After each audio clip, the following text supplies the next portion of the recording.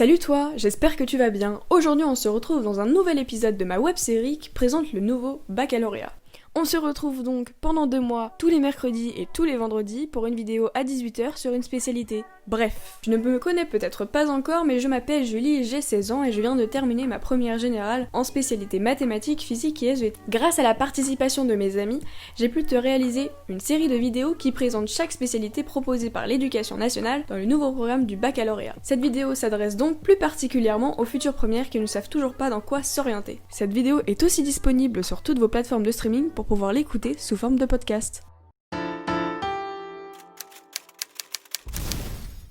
Aujourd'hui, pour ce 3e épisode, nous retrouvons Natalia qui va nous parler de la spécialité langue, littérature et culture étrangère espagnole. Bonjour Natalia. Bonjour Julie. Alors, vas-y, présente-toi, dis un peu quel spé tu fais et parle-nous un peu de la spécialité espagnole. D'accord, déjà je m'appelle Natalia, je suis en première générale. Mes 3 spé sont l'aspect espagnol, SVT et histoire géo. Et aujourd'hui on va parler de l'aspect espagnol. La première question c'est présente-nous un peu les principaux thèmes de la spécialité. Au programme de première, il y a 2 grandes thématiques. Donc la première c'est circulation de hommes et circulation des idées. La deuxième c'est diversité du monde hispanique. Ces thématiques sont abordées par plusieurs domaines, comme par exemple l'art, la croyance, l'histoire, la géopolitique, la langue ou la littérature. Dans ces thèmes, en fait, il y a différents axes d'études, mais ces axes dépendent des profs, donc c'est eux qui choisissent l'ordre qu'ils veulent. Donc niveau déroulement des cours, donc en première, c'est comme toutes les spécialités, il y a 4 heures. Est-ce que c'est par exemple, les heures sont réparties, est-ce que c'est plus 2 heures ou c'est un peu des échanges et 2 heures vraiment d'études de documents, comment le temps est réparti? Ou est-ce que c'est pas du tout comme ça? Ouais, c'est assez varié dans le sens où on peut très bien passer 2 heures à faire des exercices ou à 2 heures à corriger des exercices, mais on passe vraiment plus de temps à faire des analyses de documents, on va dire, et à l'oral, puisque c'est une matière de langue, on passe plus de temps à l'oral.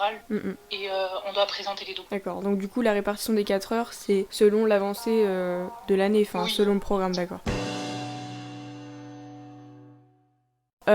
Sinon j'avais une question, le niveau attendu en spécialité espagnole est sûrement plus élevé, enfin je me doute qu'il est plus élevé que dans le tronc commun. Du coup le niveau attendu à peu près, c'est quoi le niveau attendu? C'est le niveau B2, donc en fait c'est un niveau avancé. Donc en fait on doit juste être caprimé de façon autonome.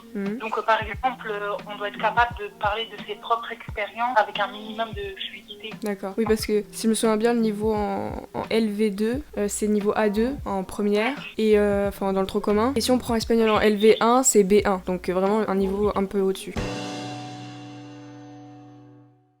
Niveau devoir, est-ce que ton prof en particulier vous donne beaucoup de devoirs à faire à la maison? Est-ce que... Au fond, non. Mais dans tous les cas, on a toujours pratiquement une semaine pour les faire. Mais c'est toujours des devoirs d'écriture. D'accord. Dans le sens où, par exemple, très souvent, ils nous donnent des textes et on doit les résumer entre 200 et 300 mots. C'est de la littérature avant tout, c'est littérature, culture, langue... espagnol. J'avais une question, est-ce que les cours, ça ressemble un peu aux cours de français? Pas en tant qu'explication linéaire, etc., mais je veux dire, quand on analyse vraiment comment l'auteur a voulu rédiger ça, ou c'est vraiment juste la compréhension de documents? Est-ce que vous allez plus loin dans... Est-ce qu'on peut comparer ça à des cours de français, mais en espagnol? Au fond, non, parce que... en fait, c'est assez mitigé, mais... Et débouchés de la spécialité, qu'est-ce qu'on peut faire après une spécialité espagnole en première? Je pense qu'on peut aller dans la communication. Ouais, et tu peux aussi faire, je pense, guide touristique dans les pays hispanique. Je pense que, enfin, c'est tout ce qui touche à l'Espagne. Mais il n'y a pas un bac de lettres? Comment ça? Il n'y a pas un truc des universités de lettres, genre... Ah si, il y a des licences d'espagnol. Ouais, voilà. Il y a même des licences, double licence espagnol-portugais, etc. Alors, pourquoi tu as choisi la spécialité?